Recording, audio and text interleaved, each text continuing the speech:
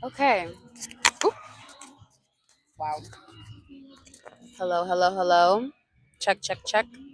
I'm here back with week 10, and I don't want this to be too long, but it probably will be because I'm a yapper. Um, and I guess I should open this up more like a YouTube video, but it's not really. It's very much just like a personal diary. So, getting it on. It is week 10 of the Artist Way. And if you're paying attention to my videos, you'll notice that this was actually 3 weeks after week 9. And I really had to take my time with what this week just brought out. I think when weeks bring out a lot of personal realization, I think it's like normal for it to maybe take more time to work through it. And if people are watching this, like, I would just say do not beat yourself up for how long it's going to take you to get through this. I could have been done, I think, a while ago. Okay, it's 4th of July out here, and I don't know when fireworks started sounding like full blown fucking bombs. It's actually crazy, but 4th of July out here in Lincoln Terrace, the best park ever in Brooklyn. Um, but yeah, week 10 was recovering a sense of protection. And I think this chapter just hit so hard. Like, she knew exactly where the places to hit. Like, the first page really is just gags me of this chapter.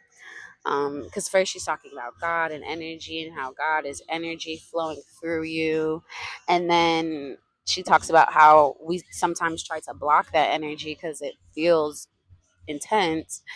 And then the first block she listed was food, and I feel like at one point I feel like there was definitely a lot of shame around my relationship with food, and I think everyone kind of experiences something like that. It just goes either way. Some people eat too much, some people don't eat enough, some people only eat certain things, some people are super, like, everyone has like a thing with food. um and it, like, I can definitely see myself using food as a block or as something just to stop whatever I have going on as a form of self sabotage. And I was like, dang, like, we just is the first page. It's the first page, girl.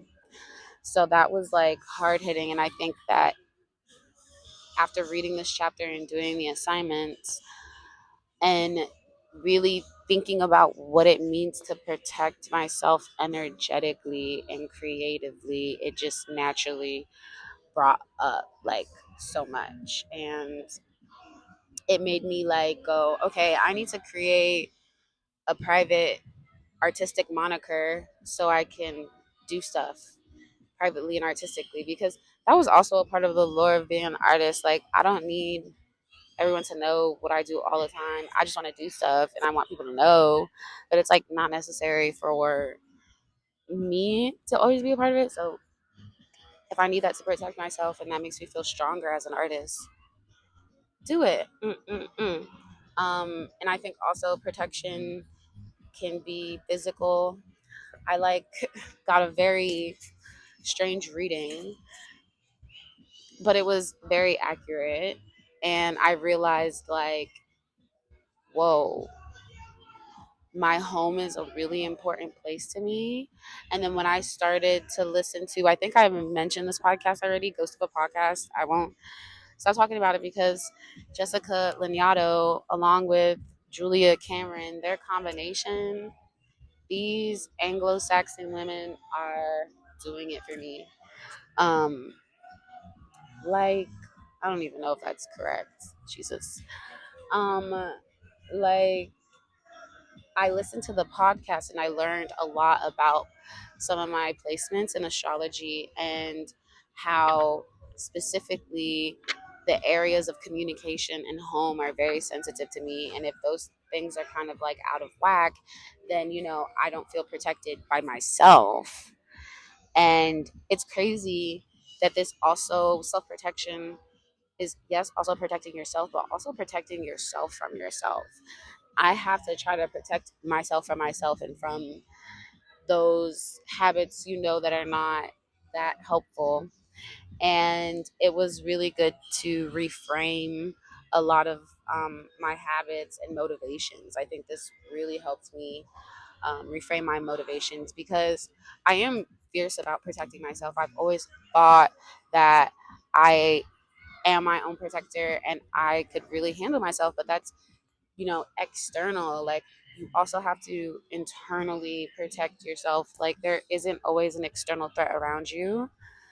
Hopefully there, isn't. And it's funny that even if there isn't an external threat around you, people can still act like they're threatened by something, even if it's themselves. Like, people be scared of themselves. Like, whoa. Um, and that's valid, because I would be scared of me too. And I don't want to be my own op. So yes, you're right. I need to find more ways to protect myself and my artist. Um, and then, like, a lot of my patterns became very, very clear to me, like how, since this chapter was bringing up a lot, I started to avoid the work. And it took 3 weeks to do. I was just like, okay, I need to focus on other things. Things were very busy. I am still very much a working artist. I have so many other things going on, and there has been a mountain of challenges in communication and home life. So I'm just like, whoa, like off my kilter, if that is even a word. And also in this process, I think that was interesting is when it does bring up a lot of stuff, it brings out your patterns, and it really is helping me just bring out my emotions, just period. Like, I specifically my anger, like, that used to not really be as strong as it is now. And I'm like trying to think about environmental factors that might be affecting me, but now I really think it is this work and wanting to be in this work, and I am committed to this work. So it's just like, I don't know, I feel like because I'm gravitating towards this, it's very much easier to let things just flow, even if it is my anger. Because if you want to let your creativity flow, you kind of have to let everything flow. It's like opening all of your 7 chakras. Isn't that episode of Avatar, uh, when Aang had to open all of his chakras? That is an episode that I really, really, really enjoy, with the little monk.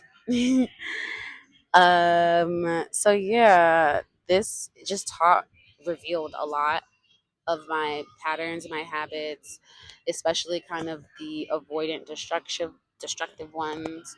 And it really clarified to me what I need to do. And then it, like, shifted me towards um this book called The Tao of Show Business. And it's a book that I've always had, but for some reason I just recently felt the urge to actually pick it up and read it. Like, I've never cracked it open. And I feel like energetically I just knew I wasn't ready for the information in there, or I don't know.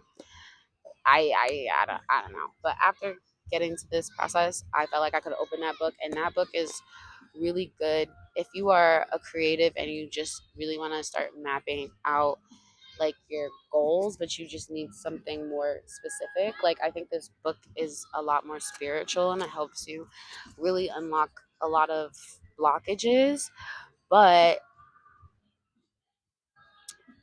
when it comes to getting to the nitty gritty, tedious work of it, I think the Tao of Show Business is an interesting, because the author really lays things out. So I recommend that. But what else? Yeah, I'm not really doing artist dates, like I said, because I'm already active creatively. So I'm kind of like juggling these things, and these things are taking me long to process. So I'm just being really gentle with myself, and everybody needs to be gentle with themselves in this process. Like, like people talk about doing it and it's so intimidating. It is actually so intimidating, but yeah, just be gentle with yourself as you go. I'm almost done. I really want to just finish out these last 2 weeks strong. And I notice that's a pattern that I do. Like I get fatigued when I'm like inching towards like the end. I'm like, oh, I'm almost done, but like I'm fatigued, or I'm almost halfway through, but I'm over it. And like I really realized like how the ADHD mind be going off for me. It's like even in little things and in large things. Like I'll start washing the dishes and cleaning the stove and cleaning the bathroom all at once because I just have to jump through thing. And I was like, huh, like why I gotta do that? Oh, but then like my spirit told me something very beautiful, and I might just end on this because I think I said everything I needed to say without giving away too much of my life. Um, but my spirit told me something beautiful. It was like I should have wrote it down, but it was just like if you want to go faster, move slower. Like move slower if you want to go faster. And I know if I just take my time and do my task and focus and get the details into it, um, I will go faster. I will get more things done. I feel like it thinks in my head, I think I need to work fast to be fast, but really it's your focus that really gets things done. And like, this is just the chronicles of, if you know, you know. If you know, you know, because I don't really know everybody here. So, thank you.